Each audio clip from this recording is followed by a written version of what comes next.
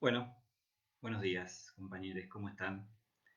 Eh, en un ratito arrancamos. Hoy estoy nuevamente con algunas dificultades técnicas, pero en este caso, eh, ahí veo que se conecta, que se van conectando. En este caso estoy con algunos problemas de conexión. Hoy viene fallando internet, hoy a la mañana. Así que bueno, pueden suceder que se corte en algún momento. ¿Eh? Por lo pronto hacemos como siempre. Espero recibir, ahí ya voy recibiendo. Buen día. ¿Qué tal? Buenos días. Bueno, les decía, hoy estoy nuevamente con algunas cuestiones técnicas, pero esta vez no con la computadora o los programas, sino con la conexión a internet. ¿Eh? Vino fallando hoy a la mañana algunas veces, así que puede suceder que se corte. ¿Eh? Lo aviso por las dudas que se interrumpa o que se interrumpa, que tengamos que cortar por un ratito, o bueno, que falle definitivamente y nos quedemos sin la posibilidad de la clase. Esperemos que no suceda eso.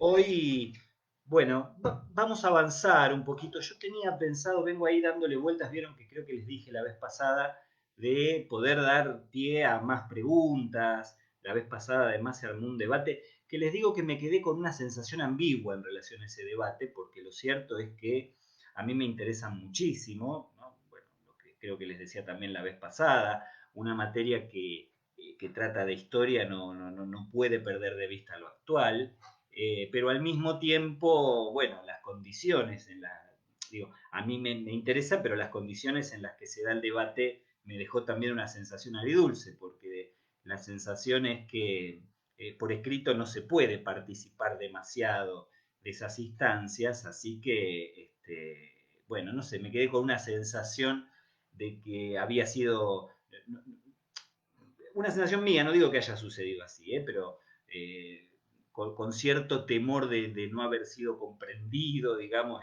en algunas cuestiones. Pero bueno, nada, en general por eso, bueno, el feedback es imprescindible para estos debates. Pero bueno, iremos viendo. Por lo pronto, les decía, hoy quiero avanzar con algunas cuestiones. En estos días estuve también en contacto con los otros compañeros de la cátedra y bueno, ellos están un poco más avanzados. Esto es algo que me suele pasar también. Yo me planteo siempre el manejo de los tiempos. Pero eso, vamos a situar algunas cuestiones hoy para cerrar el pensamiento político, avanzar ya, hoy voy a hablar también de algunas cuestiones ya de las clases, del seminario de lo que hace a Grecia, y en todo caso, bueno, dejamos después espacio para algunas preguntas sobre lo que trabajemos hoy o incluso sobre lo que venimos viendo, digo, en las clases anteriores. Eh, Hoy también al finalizar la clase, ahí ya estuvimos viendo, Juan Ignacio elaboró unas guías de lectura de los textos que estuvimos trabajando e incluso más, porque hay una guía también, según estuve viendo, sobre el político de Platón, que es un texto que no trabajamos en los prácticos, pero que, bueno, les va a servir mucho a ustedes, porque sí, es un texto de la materia que se trabaja en los teóricos. Así que, bueno, nada, unas guías espectaculares que ahí ya también hablé con Juan Ignacio, las va a subir al finalizar el práctico. Y a lo mejor eso también da pie, no para hoy, sino para la vez que viene, para retomar algunas preguntas de lo que hemos trabajado en textos anteriores, en clases anteriores. Pero hoy, bueno, vamos a ir a... Voy a alejar un poquito acá. Vamos a ir al trabajo de la clase de hoy.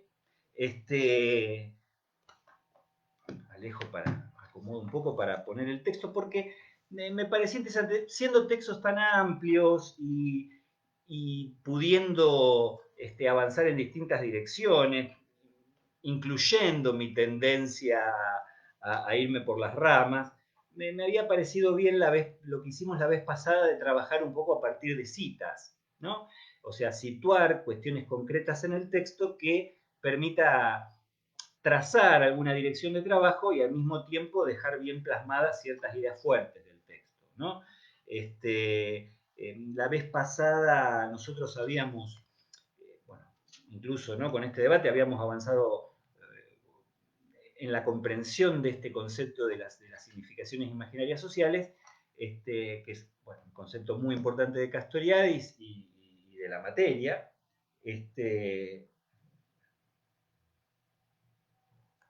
Disculpen, atendí una llamada por teléfono sin querer. Bueno, disculpen, la virtualidad y las conexiones me sacan de aquí un poco. Bueno, les decía entonces, vamos a trabajar en principio situando algunas citas, ¿no? Que nos permitan trazar algunas líneas de trabajo. Vamos a darle como una especie de conclusión al tema, conclusión que no es definitiva porque va a seguir retornando. Les decía que el tema de las significaciones imaginarias sociales es muy importante en el trabajo de la materia. Pero vamos a dar una conclusión como trabajo concreto y vamos a seguir avanzando. Pero ustedes ya se van dando cuenta que nos vamos metiendo un poco en el universo de la poligriega, ¿no? Un poco nuestro trayecto por la historia de la psicología nos deja ahí, porque bueno, fue el lugar en el que nació un discurso sobre la psique, ¿no? Esta especie, digo, este discurso sobre el alma que adquiere la forma de un logos, ¿no? Entonces hay que situarse ahí para ver el nacimiento del logos, pero bueno, también para ver, como venimos diciendo, qué configuraciones tiene también esta psique, cómo se fue trazando, digamos, ya desde el comienzo el objeto, ¿no? El objeto de estudio de la psicología, y bueno, y que hace también al rastreo histórico que estamos haciendo. Entonces, bueno, hoy vamos a terminar de situar eso, pero ya nos vamos a ir metiendo en el universo griego, en el sentido de que a partir de las próximas clases nos vamos a detener en el pensamiento de algunos filósofos, ¿no? Como seguramente además ya vienen viendo en los teóricos. Fíjense, porque acá voy a situar, por eso digo, la primer cita,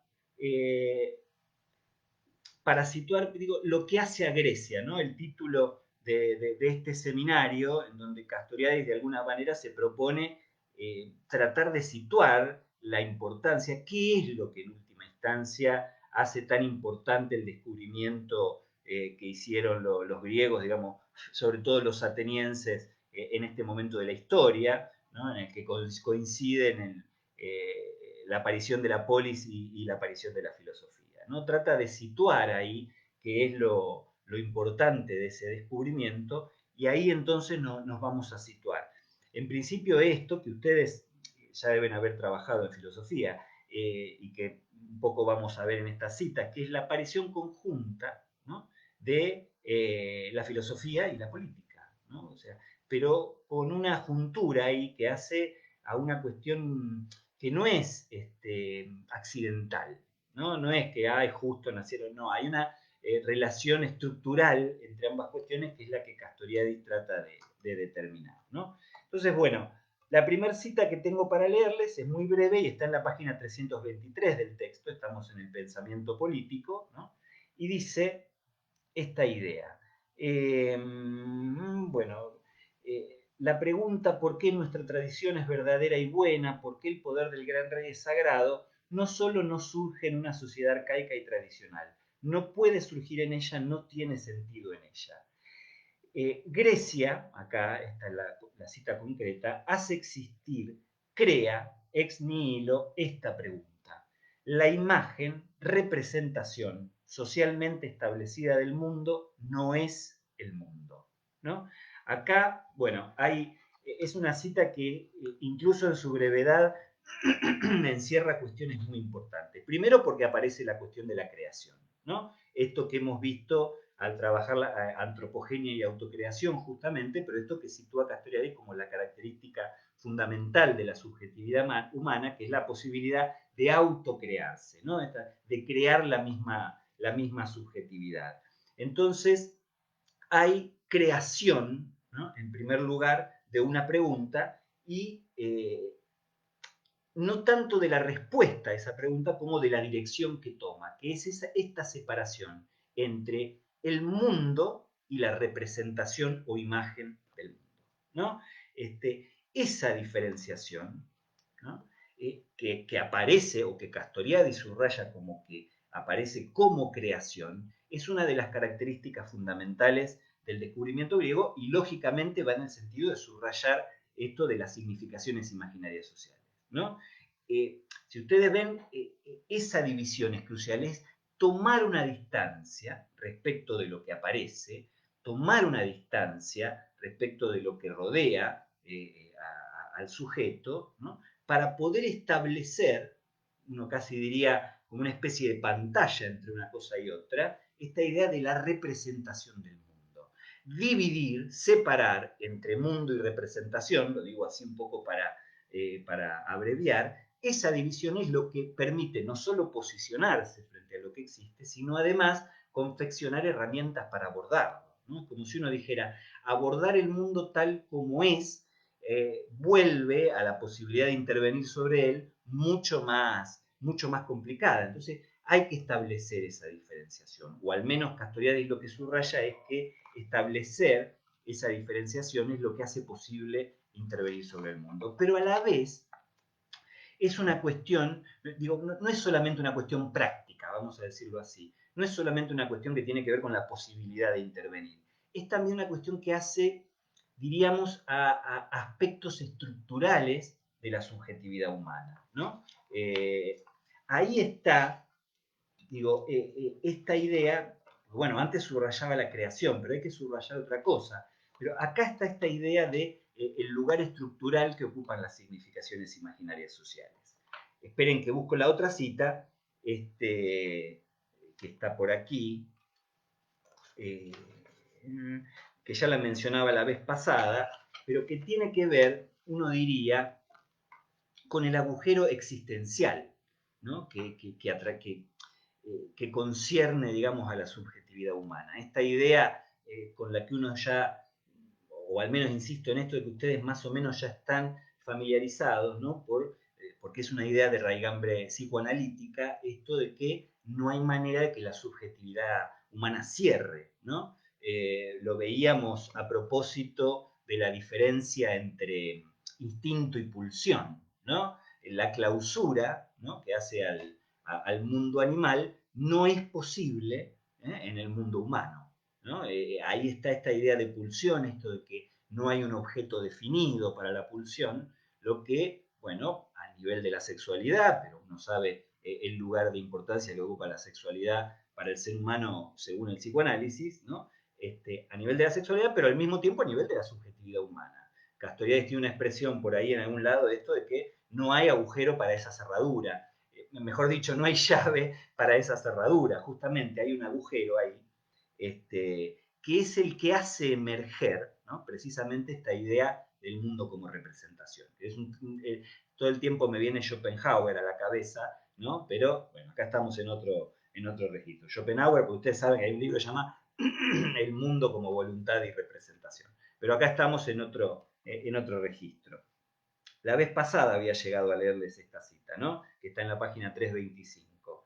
Trabajadas por la oscura y muda experiencia del abismo, ¿no? Se instituyen las sociedades humanas no para poder vivir, sino para ocultar este abismo.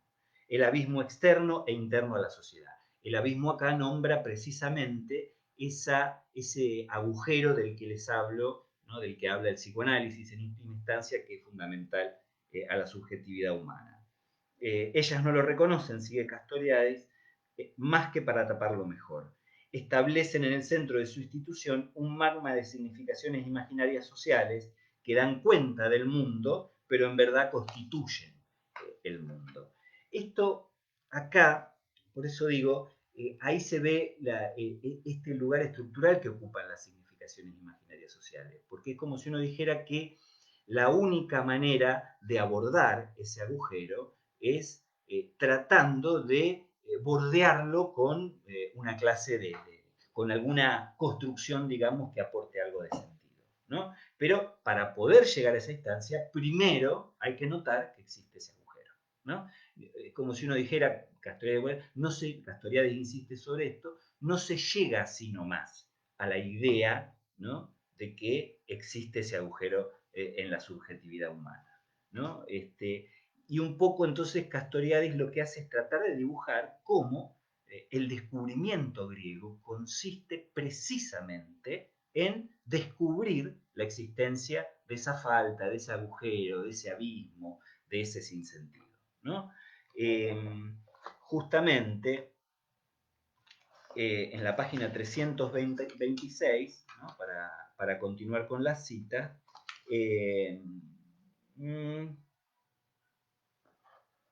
no, página 327, perdón. También promediando la página, es un párrafo que empieza diciendo que la experiencia o posición ontológico-afectiva de los griegos es el descubrimiento, el develamiento del abismo, ¿no?, justamente. Pero más abajo está la cita que les quería subrayar, porque Castoriadis dice que lo que hace a Grecia no es la medida ni la armonía, ni una evidencia de la verdad como develamiento. Lo que hace a Grecia es la cuestión del sinsentido o del no ser, ¿no? Esto, bueno, ahí en torno de esa frase se agrupan un montón de problemáticas humanas, pero también de problemas teóricos o filosóficos que Castoriadis aborda, porque también todo esto tiene que ver con la experiencia de la muerte, también todo esto, o sea, que atraviesa de cabo a rabo la existencia humana, o sea, es como si uno dijera que detrás de esto hay una problemática filosófica, pero también hay una problemática de la existencia, ¿no?, que es abordada al mismo tiempo. Pero de algún modo, les vuelvo a leer la cita, lo que hace a Grecia no es la medida ni la armonía, ni una evidencia de la verdad como develamiento. Lo que hace a Grecia es la cuestión del sinsentido o del no ser. Eso, como que lo fundamental del descubrimiento griego esté situado en esa dimensión, es lo que aporta Castoriadis. Y es verdaderamente un aporte muy importante, porque es como si uno dijera, ¿no? Estamos acostumbrados a decir que la importancia, ¿no?, que tiene el milagro griego, la importancia que tiene el descubrimiento que hizo la sociedad, sobre todo ateniense, en el siglo V antes de Cristo, digamos, más o menos en esa época, estamos acostumbrados a ver que lo importante fue la creación del logos y la creación de la democracia, ¿no? O sea, la aparición de la filosofía y la aparición de la política, ¿no? Pero lo que Castoriadis está diciendo acá es que sí, que eso es importante, pero más importante todavía es el descubrimiento de eso que hizo necesario que aparezca el logos y la democracia, ¿no? O sea, es como si uno dijera que va a una cuestión más radical. Sí, aparecieron logos, apareció la democracia, pero en verdad hay que poder notar que hubo algo que volvió necesaria la aparición de esas cuestiones. Y ahí es donde Castoriadis sitúa la verdadera importancia del descubrimiento griego. Uno diría, el descubrimiento de ese agujero, de ese vacío, de ese abismo, de ese sinsentido, ¿no? Primero hay que poder notar eso para poder después construir, ¿no?, estas herramientas, digámosle rápidamente, que son la política y la filosofía.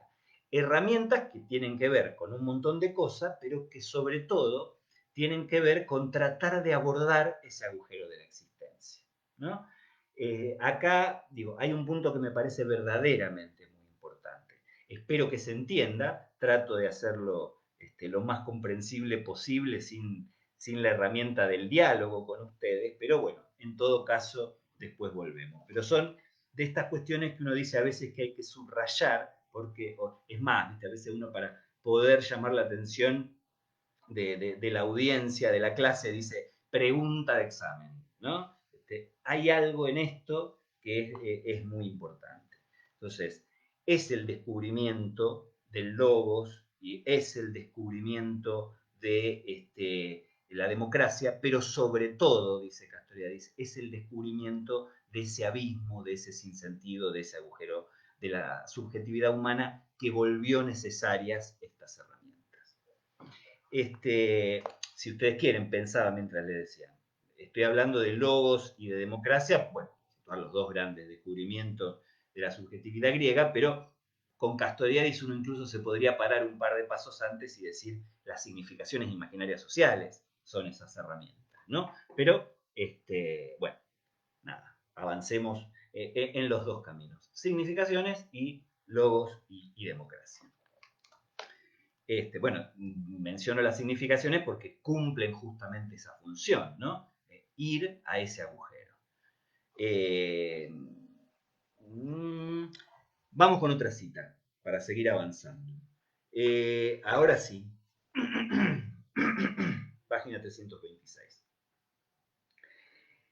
Bueno, Castoriadis viene hablando de esta ruptura, ¿no? No es tan difícil situar la ruptura, es esta, que lleva a la aparición de logos y de la democracia, que no se dio en otra sociedad del momento y que Castoriadis dice no podría haberse dado, disculpen, hoy estoy con un poco de catarro, no podría haberse dado en otra sociedad, ¿no? Solamente por ciertas condiciones se dio en la subjetividad griega, pero bueno, fue la ruptura que dio origen a Occidente, de alguna manera, ¿no?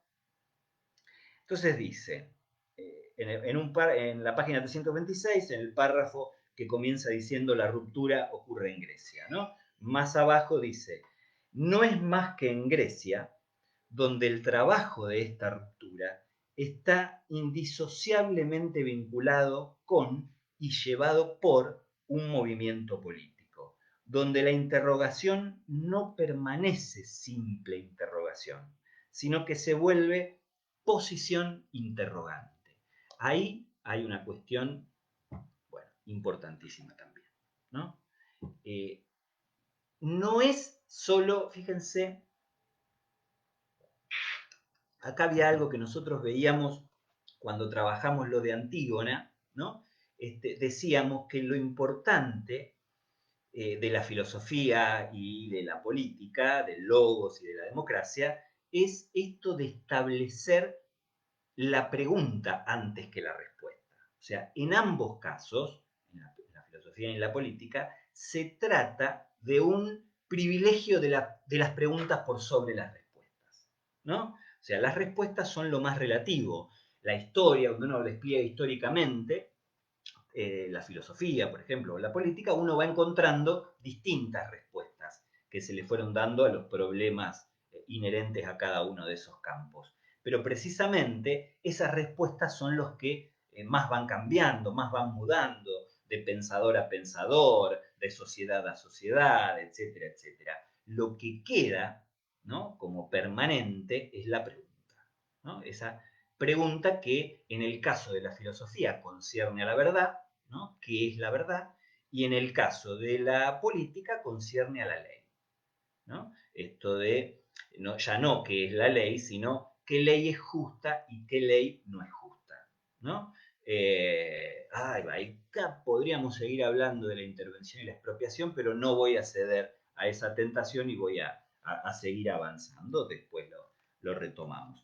Pero entonces, bueno, es la aparición de la pregunta, fíjense que en esto de subrayar la pregunta hay una alusión a esta idea del agujero con la que les vengo insistiendo, ¿no?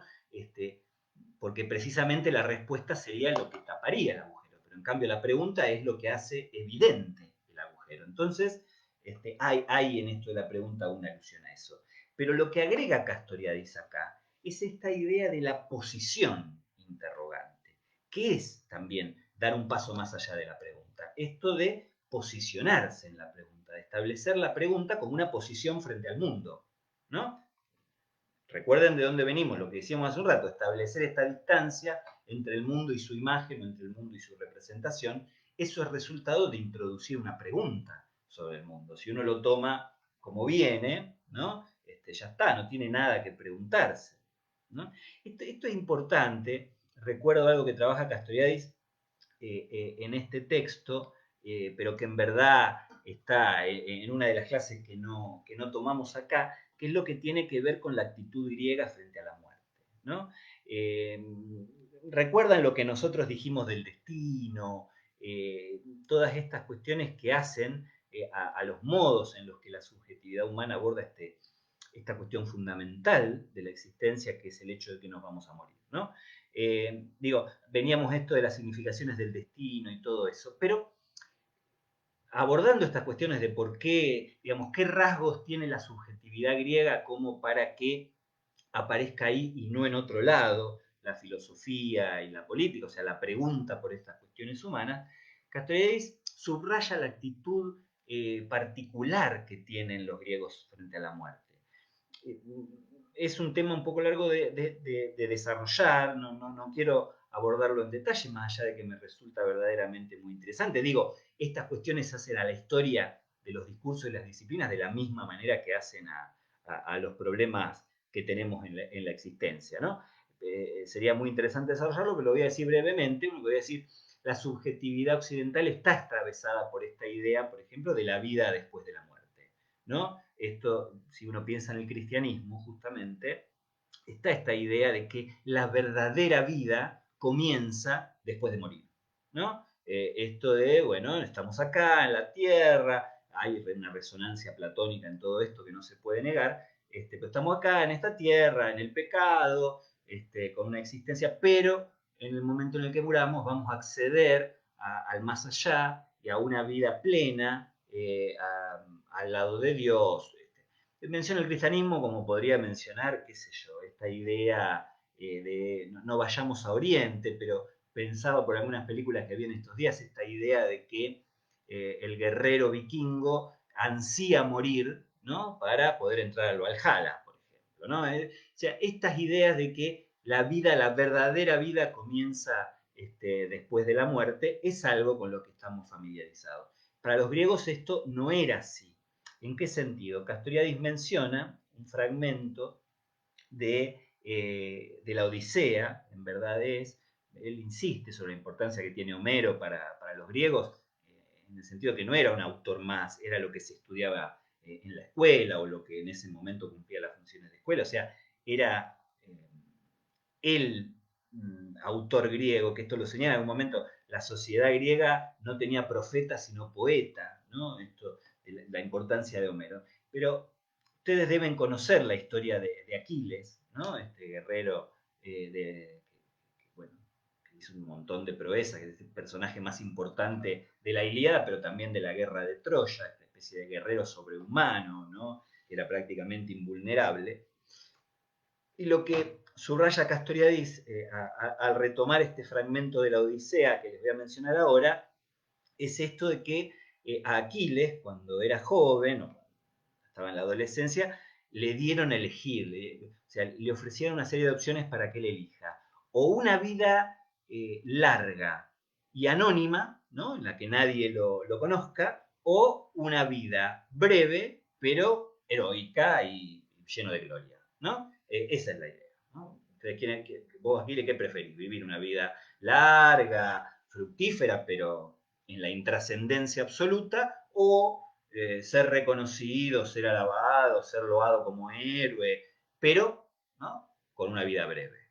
Y Aquiles elige justamente eso, la vida breve, pero lleno de gloria, etc. ¿no?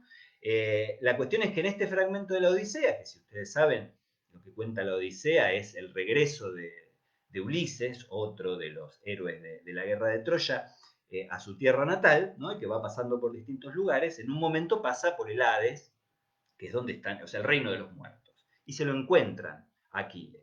Entonces lo ven y dicen, Aquiles, ¿cómo estás tanto tiempo? Y le dicen, qué maravilla que debe ser vivir aquí, ¿no? Como rey de los muertos, ¿no? Una cosa así le dice, porque bueno, lógicamente esta vida breve y llena de gloria hacía que también en el más allá aparezca como un ídolo, digamos, Aquiles. Y Aquiles le responde, miren, preferiría ser el último de los pordioseros de la tierra y seguir vivo, ¿no? Que reinar entre los muertos.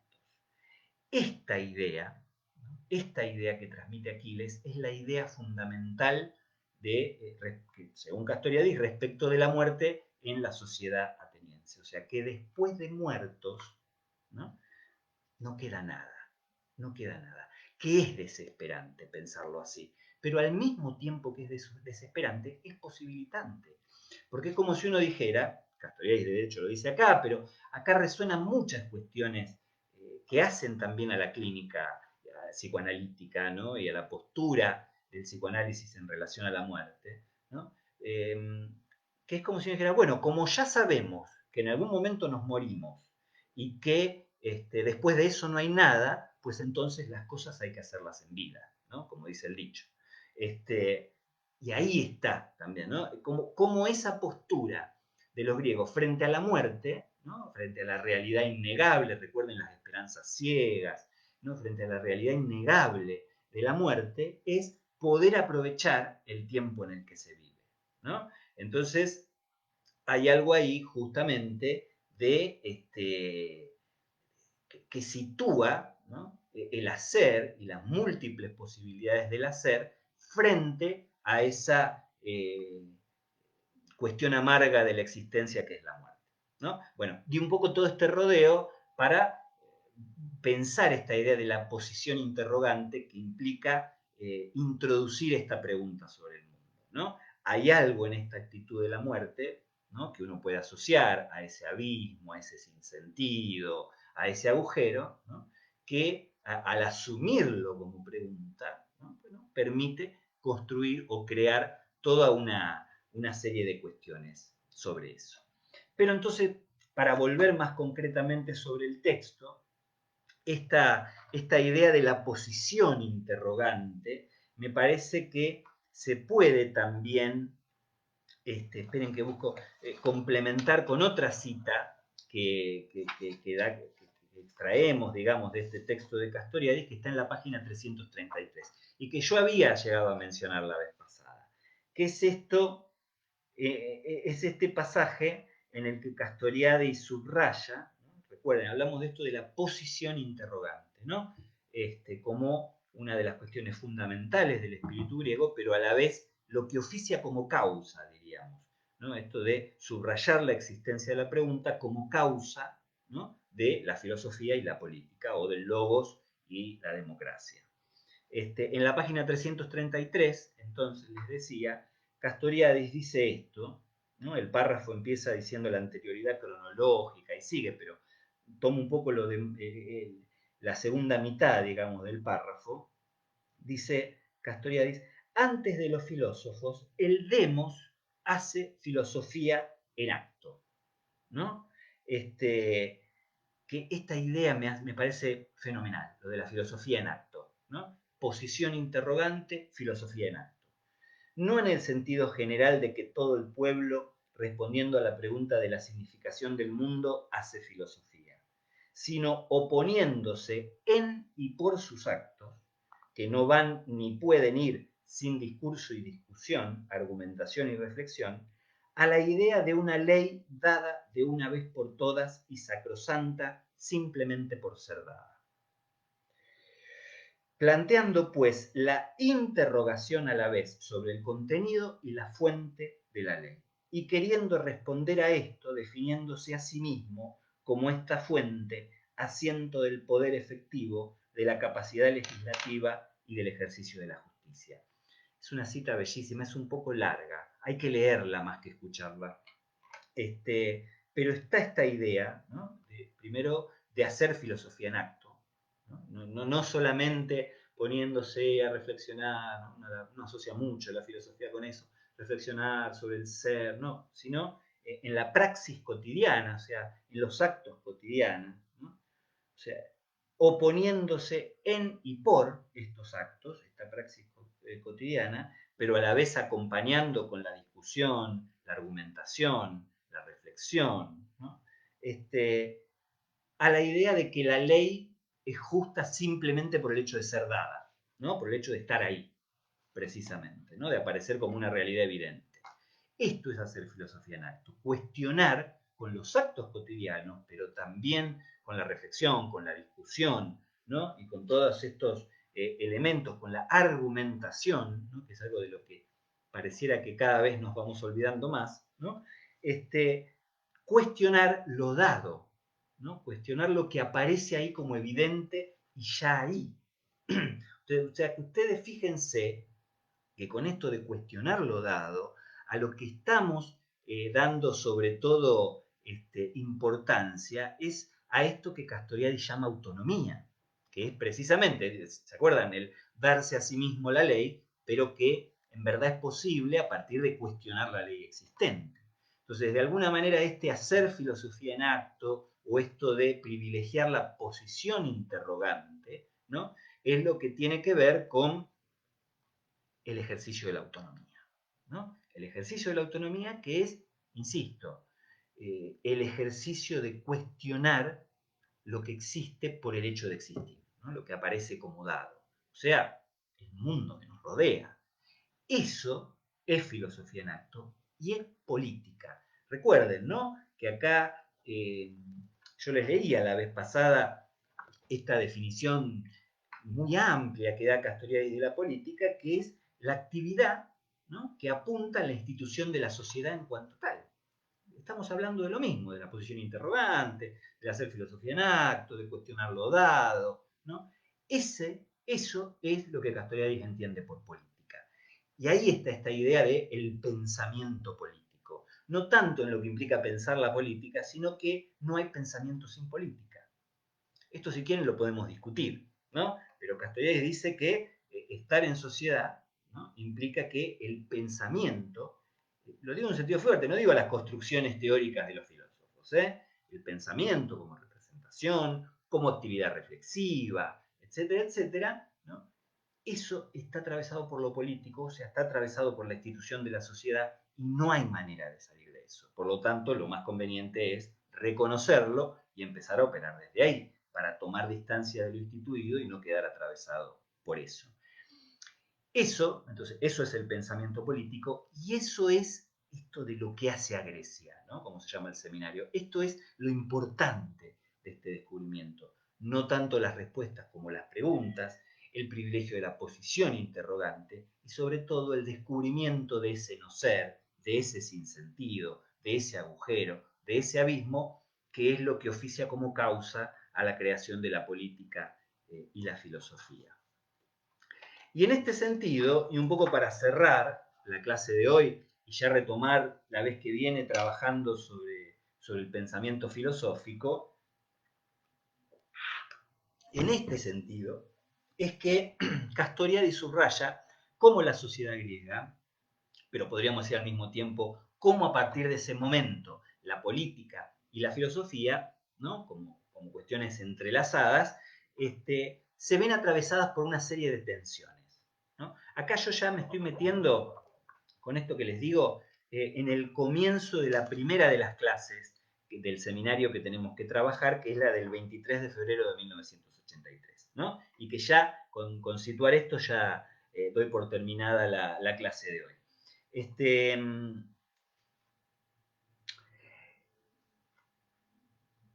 Castoriadis acá ya está hablando de filosofía, pero insisto en esto, ¿no? Filosofía y política no hay manera de separarlas. Es como lo histórico-social, ¿no?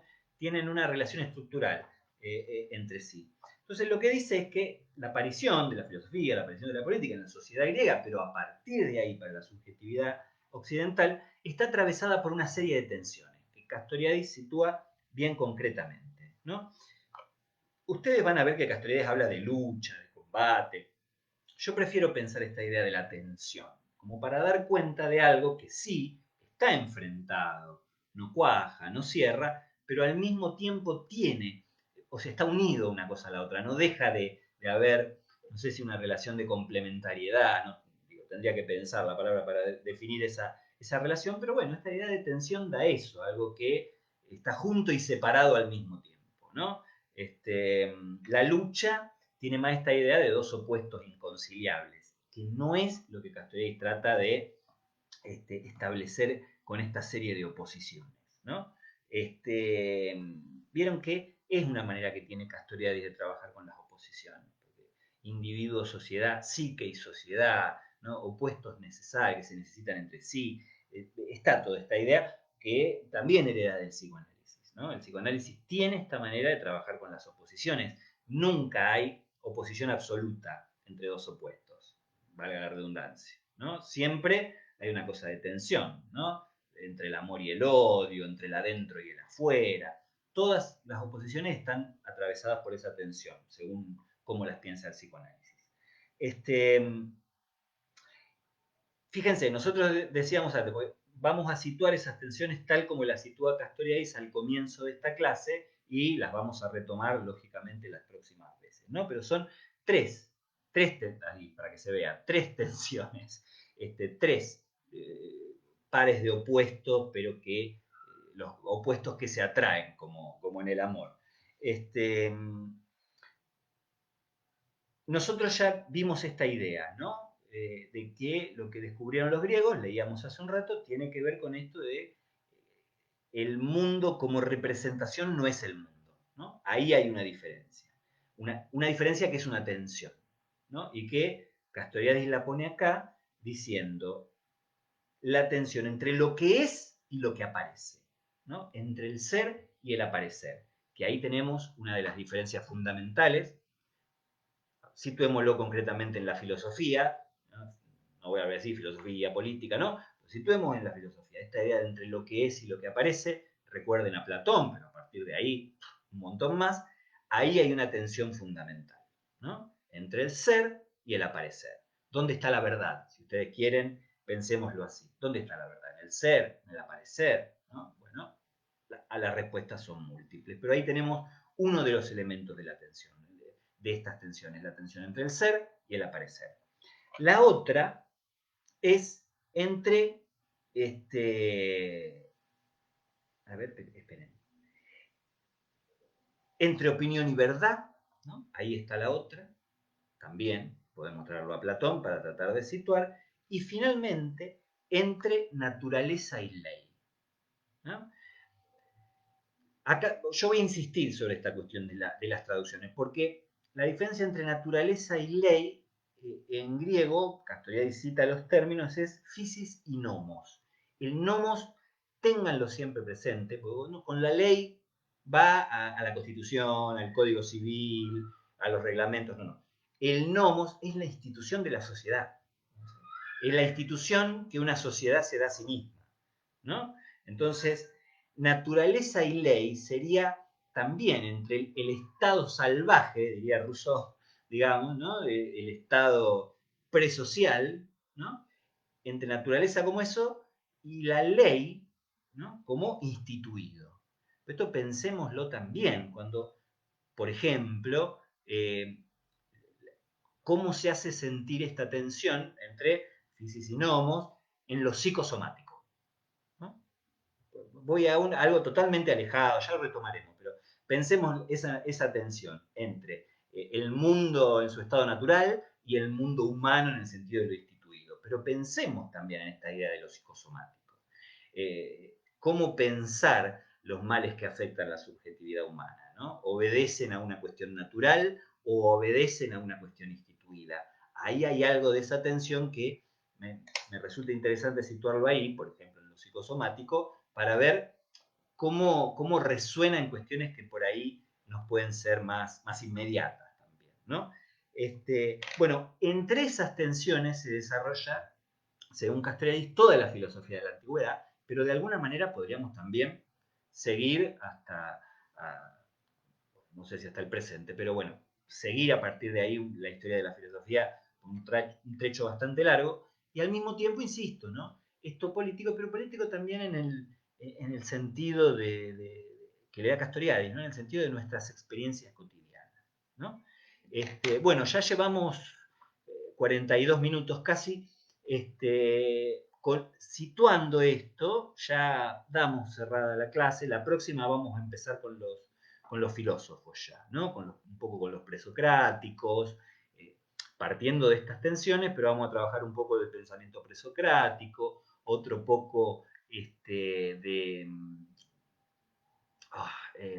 no me sabe, Parménides y Heráclito, costó, y Platón y Aristóteles ya va a venir después, porque ahí ya vamos a ir a otro de los textos, que es el de Müller, ¿no? Pero bueno, ahora antes de terminar, situamos un poco la bibliografía de las próximas clases. Por lo pronto acá termino la exposición y me quedo a la espera de preguntas que puedan tener ustedes.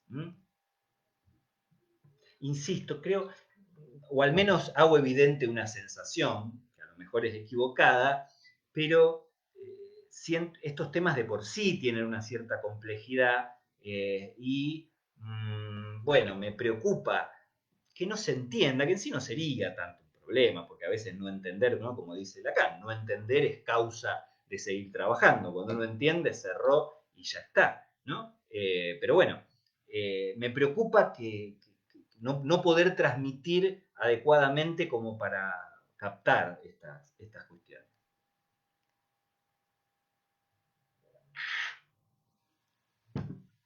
Ya tengo ahí algunas preguntas. Los del trabajo práctico, no. A ver, tengo algunas preguntas, no sé qué hacer. ¿Sí? ¿Responderlas ahora o esperar que haya preguntas sobre el texto? Las respondo ahora, en verdad. O mejor, lo del texto, para la próxima, antes de terminar. Lo del trabajo práctico, no sé concretamente de qué estás hablando, de qué trabajo práctico estás hablando. No sé, Anabel, preguntás sobre un trabajo práctico, pero la verdad no sé a qué te referís. Acláramelo si puede ser. Pero entre tanto, también veamos si hay algunas preguntas sobre lo que trabajamos hoy.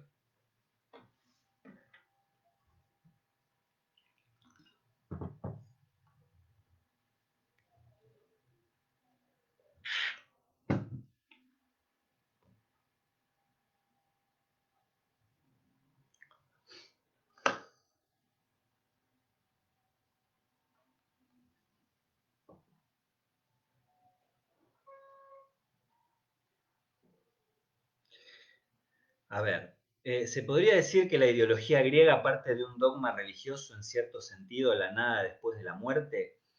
Bueno, en verdad lo que Castoriadis diría es que el pensamiento griego se constituye en contra de cualquier dogma, ¿no? Mucho más religioso, pero en contra de esta idea de dogma incluso. ¿Qué es un dogma? Es un pensamiento, es una idea, es un concepto, lo que sea, que se acepta como tal por el hecho de estar ahí.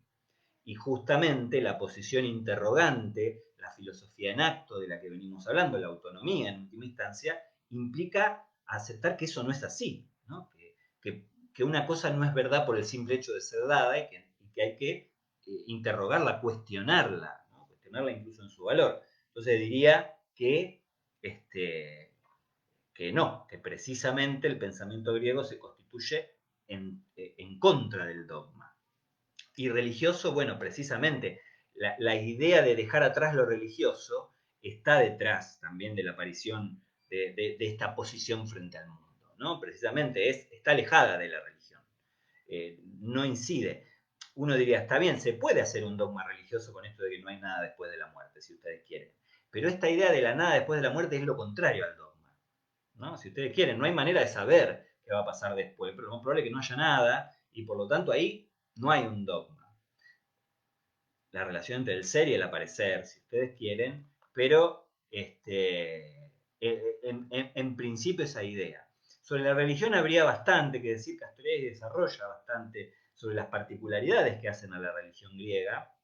Precisamente nunca fue una sociedad demasiado religiosa, la griega. Los dioses, que esto lo trabaja Bernán también, yo no sé cuánto se mantiene de lo que se trabajaba en filosofía de mito y logos, pero Bernán insiste mucho en esta idea de cómo hay una especie de paso hacia lo laico, ¿no? En la aparición del logos y de la política, pero al mismo tiempo Castoriadis agrega esto de que en verdad la sociedad griega nunca fue una sociedad muy religiosa. Los dioses tenían una función más bien, hoy diríamos, patriótica, ¿no? Que religiosa en el sentido de rezarle a un dios, función que en todo caso cumplía más el oráculo, ¿no? Pero que, bueno, no era un dios, justamente, ¿no?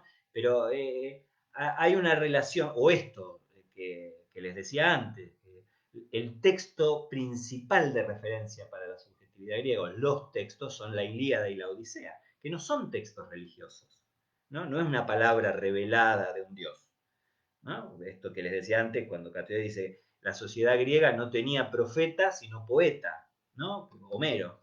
Entonces, hay una relación muy compleja. En todos modos, de todo modo, digo, uno podría decir, no, que la ideología griega no parte de un dogma religioso, sino justamente en oposición, pero en develamiento a partir de esta idea del dogma, ¿no? Entonces, introducir la pregunta.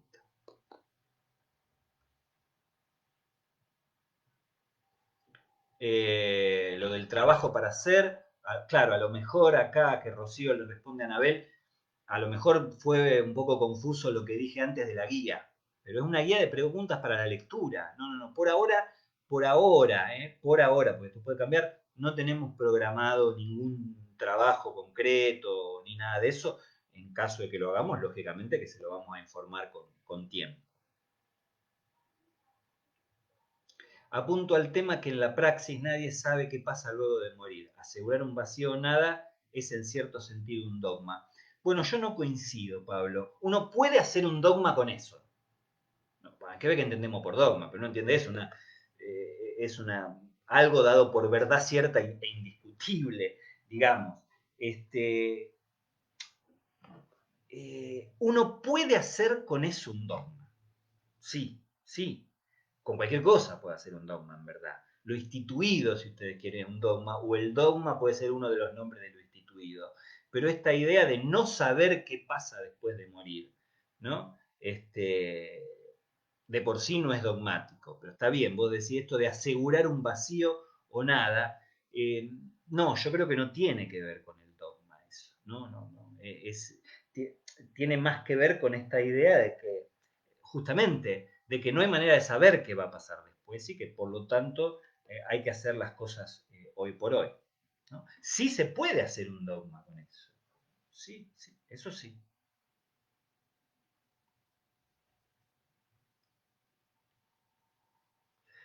A ver que acá hay una pregunta que es interesante. Cuando se habla, la anterior también era interesante, pero me gustan las preguntas que hacen compañeros. La verdad que es un estímulo también al trabajo porque en general las intervenciones que vienen haciendo en estos distintos encuentros realmente son interesantes. Eso por un lado me da una sensación de nostalgia porque me gustaría mucho poder aprovechar esa potencia, digamos, la que se intuye en estas preguntas, aprovecharlas en el intercambio en la clase. Pero bueno, sí en todo caso es un aliciente para el trabajo, porque bueno, el pensamiento lo construye con otros.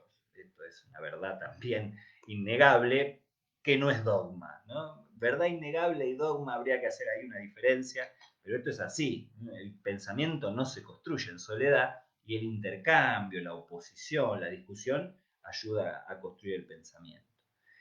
A ver, cuando se habla de tensión entre naturaleza y ley como algo social instituido, en el texto de Castellari es parecido a lo que sostenía Freud en el malestar en la cultura. Bueno, no sé a qué te referirás, Agos, cuando hablas de lo que sostenía Freud en el malestar en la cultura, pero sí me parece interesante esto que traes para decir que precisamente en la tensión entre naturaleza y ley hay algo de esto de que uno asocia más a esta idea de naturaleza y cultura.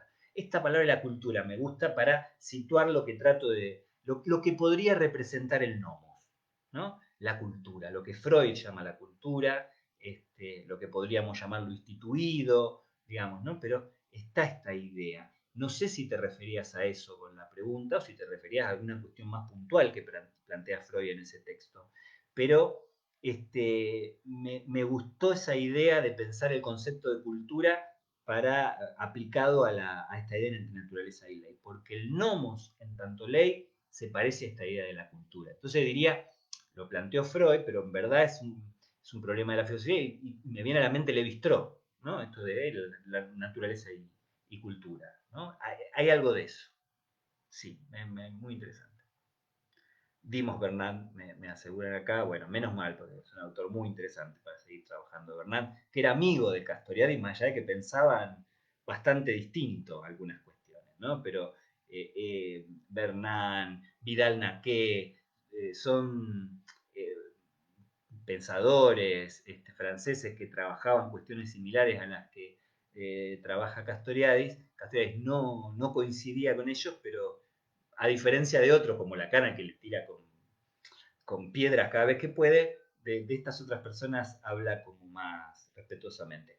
El tema, que antes hablaba de Levi-Strauss, el tema es que Castoriadis está en guerra con el estructuralismo, que era el dominante para casi todo el pensamiento francés de esa época, ¿no? Castoriadis se opone, diríamos, no sé, esencialmente al estructuralismo.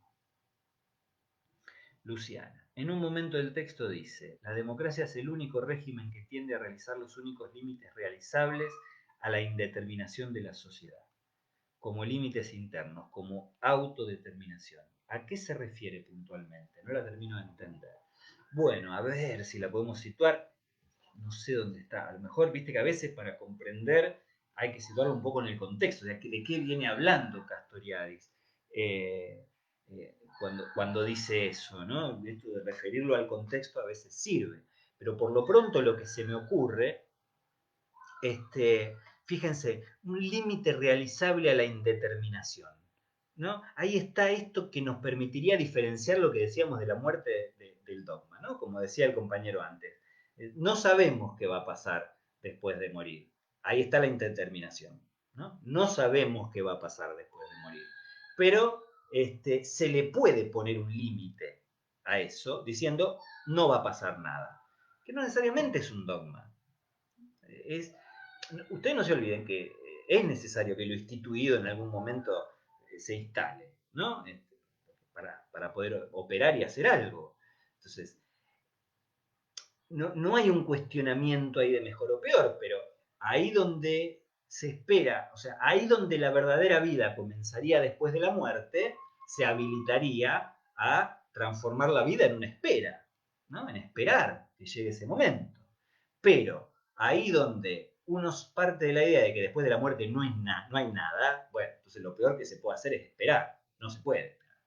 Entonces, me gusta esto, la indeterminación de la sociedad como un límite interno, como autodeterminación, ¿no? Para poder situar ese no saber que es indeterminación, cerrarlo en algún punto. Después puede remitir a otras cosas, según la asociación que hago yo, puede remitir a otras cosas que ya vamos a retomar cuando trabajemos esto de lo indeterminado determinado, porque ahí se me viene a la cabeza Parménides y Heráclito, justamente, ¿no? Que hoy me costó tanto recordarlo, ¿no?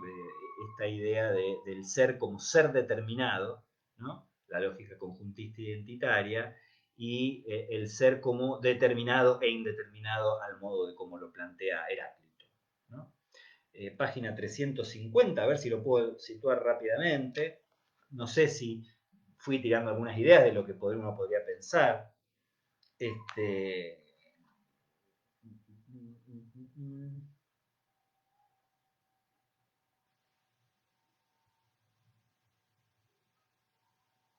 Miren, lo que me encuentro al comienzo de la página 350, no la tengo seleccionada, no la tengo subrayada, esto que dice la compañera, pero me encuentro acá la primer frase de la página 350, dice, es tanto como decir que la democracia es reconocimiento de que la institución de la sociedad siempre es autoinstitución, que la ley no nos es dada por nadie, que es hecha por nosotros, ¿no? Ahí me parece que es una manera de leer la cita que vos me pusiste, ¿eh? Con otras palabras, dice más o menos, según entiendo yo, lo mismo que la cita, esto que dice Castoriadis de acá. Devuelve este hecho abierto. Ella es autoinstitución explícita, puesto que nada limita el poder legislativo del pueblo, y que todo límite que se impusiera a este poder sería aún el resultado de un acto de este poder, ¿no? E igualmente podría modificarse por un acto semejante. Es interesantísimo. A mí me parece que dice lo mismo. Esto que acabo de leer es una manera de leer esa cita. La voy a ubicar mejor en todo caso y la retomo porque, bueno, esto de lo determinado e indeterminado, cuando avancemos con estos pensadores, se me ocurre también que lo vamos a ver la clase que viene, uy, cómo estoy hoy con los nombres, me sale Protágoras, pero no es Protágoras, pero el del Apeiron, Anaximandro, ¿no? Que habla justamente de lo indeterminado. Ahí vamos a tener a lo mejor algunas herramientas que permite situar más filosóficamente, digamos, esta frase. Pero en un sentido general, yo diría que lo que acabo de leer, que está al comienzo de la página 350, puede servir como una lectura de esa frase, ¿no? Pues fíjense lo que dice del poder legislativo. que es la capacidad de crear leyes. Me parece que no está hablando de la instancia del gobierno, pero bueno. No sé, Luciana, queda un poco abierta la pregunta, queda un poco indeterminada. Dejémoslo así y en todo caso lo retomamos en la próxima. Agos dice, sí, me refería a una cultura que nos saca de nuestro estado de naturaleza y nos limita con el fin de pertenecer a la sociedad. Sí, perfecto, pero siempre está en tensión eso. Esto es importante también lo que dice Castoriadis. Siempre está en tensión. No es que dejamos la naturaleza y está en la cultura. Digo, pensemos en las distintas lecturas que hay sobre eso. Por eso digo, ¿no? Ahí donde uno piensa, qué sé yo, que la angustia tiene que ver con, lo digo así un poco como provocación, ¿eh? Se entiende que lo que dije de la psicosomática es un ejemplo, pero es a la vez una provocación, digo, pero ahí donde uno tiende a pensar o a explicar la angustia por la cuestión de los neurotransmisores. ¿Estamos en la cultura o estamos en la naturaleza? O sea, ¿la angustia es un problema de la fisis o es un problema del nomos? O si no esto, ¿no? Esto cuando a veces suceden ciertas cosas, suceden ciertas cosas como, no sé, el coronavirus, fíjense, el coronavirus, ¿es un problema de la fisis o es un problema del nomos? ¿No? Fíjense las múltiples lecturas que se han hecho sobre el virus, lo teníamos ahí para pensar esto, fíjense qué interesante, las múltiples lecturas que se han hecho de eso. Pero, digo, que van por el lado de la fisis, van por el lado del nomos, tiene que ver con el neoliberalismo, tiene que ver con otra cosa, fue diseñado en un laboratorio, ¿no? O sea, no es una cosa de la fisis. Pero a la vez esto, ¿no? Cuando suceden ciertas cosas siempre parece que, o sea, dejamos la fisis atrás, dejamos la naturaleza atrás, la cambiamos por la cultura, pero siempre parece que está amenazando, ¿no? Ahí desde los bordes de la cultura. En cualquier momento vos estás viviendo tranquilo y ¡fa! Se te viene un virus, ¿no? Que altera todo. Empecé pensando en las catástrofes naturales, ¿no? Un terremoto, una inundación, ¿no? Parece que es ese estado amenazante de la naturaleza que nunca deja de estar ahí, digamos, en los límites de la cultura. No sé si se entiende, pero...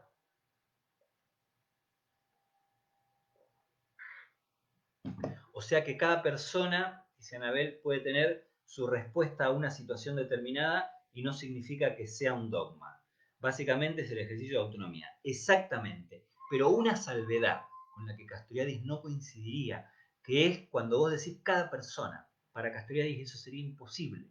Sería imposible. Sería el ejercicio de un individualismo, diríamos, que Castoriadis directamente plantearía como imposible. El logos, adelantémonos a Heráclito, pero una idea también importante de Castoriadis, el logos es común. No hay pensamiento original.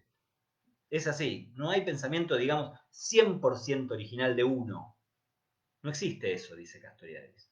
El pensamiento siempre es común. Entonces, cada persona puede tener su respuesta. Castoriadis te diría que eso es impracticable, porque las respuestas son las respuestas de lo histórico social que nos atraviesan. Somos fragmentos, cada persona, digamos, cada uno de nosotros, somos fragmentos totales de la institución de la sociedad. Nuestros modos de responder, nuestros modos de reaccionar, ¿no? Están atravesados por eso social.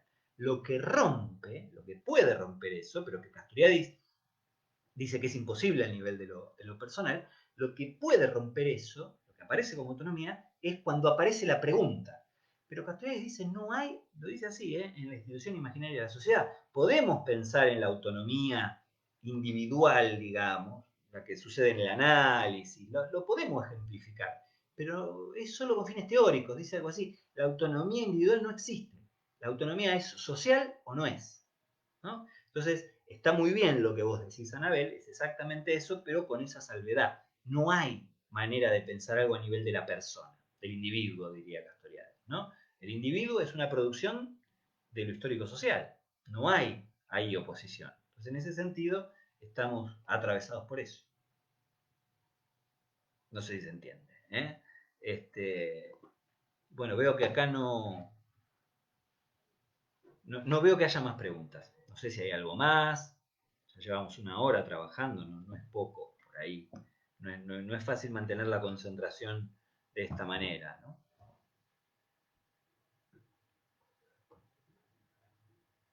Lo que sí me parece también de las preguntas, que vuelvo a decir, siempre son muy interesantes, lo digo con sinceridad, lo digo en serio, sí me parece que hay algo que se comprendió de lo que se transmite.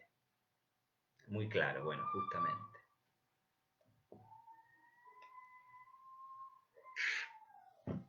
La unidad 3 igual a la del 2019, pregunta Mariel. Sí, sí, sí. No, no hubo modificaciones. O al menos no que recuerde en este momento. Así que sí. Claro, sí, sí, ¿no? Está atravesado. Estamos así, somos fragmentos. En un lugar dice fragmentos itinerantes, ¿no? Como que somos pedacitos de la institución de la sociedad que vamos pululando por ahí. Y en otro lado dice que también es interesante, fragmentos totales, ¿no? Como que somos un pedazo, pero a la vez la totalidad de la institución en ese pedazo. Es también una imagen muy interesante, pero es eso, llevamos la institución de la sociedad ahí donde vamos. No hay manera de zafar de eso. Bueno, bueno, creo que no hay más preguntas entonces. Así que les diría que por hoy terminamos. ¿Eh? Para la próxima clase entonces, yo les cuento, les digo bibliografía que vamos a ir tomando. Yo les diré en las próximas 2 o 3 clases. Una cosa así. Nosotros la vez que viene seguimos con lo que hace a Grecia, ¿no? Que son 3 clases del seminario. Vamos a ir tomando un poco y un poco, vayan leyéndolas y en todo caso, esa en particular ahora no recuerdo si ya está la guía, pero después la guía les permitirá volver en todo caso, pero vayan leyéndolas que después iremos más o menos parándonos aquí y parándonos allá. De todas maneras, las 3 clases están en el programa, así que vayan leyéndolas. Y después de eso, vamos a avanzar con el texto de Müller, de Historia de la Psicología, este, para ver Platón y Aristóteles. Eso no creo que sea la próxima clase, compañeros, seguramente va a ser la siguiente. Pero al mismo tiempo, bueno, vamos a ir un poco yendo y viniendo en estos temas. Así que la bibliografía sería un poco eso, las 3 clases del seminario de lo que hace a Grecia y Müller. Bueno, hoy cerramos entonces, reviso por las dudas, pero no hay más preguntas. Y bueno, seguimos el jueves que viene. Nos vemos, hasta la próxima.